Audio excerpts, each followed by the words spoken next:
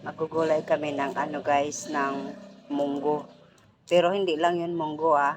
Ang halo ng munggo, meron kaming malunggay. To.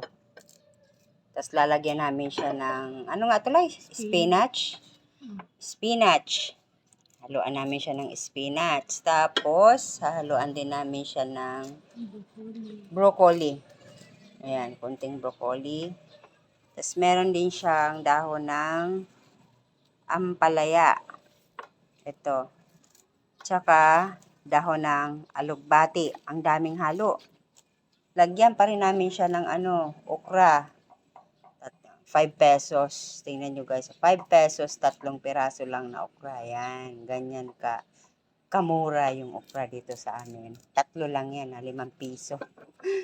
Tapos, lagyan namin siya syempre ng kamatis saka kalabasa. Ang dami.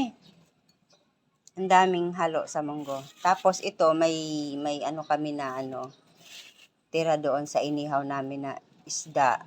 Na tambakol ba yun? Tulingan. Tulingan, no? Ayan, ilalagay namin to sa munggo. Ayan. Prepare lang muna namin to, guys.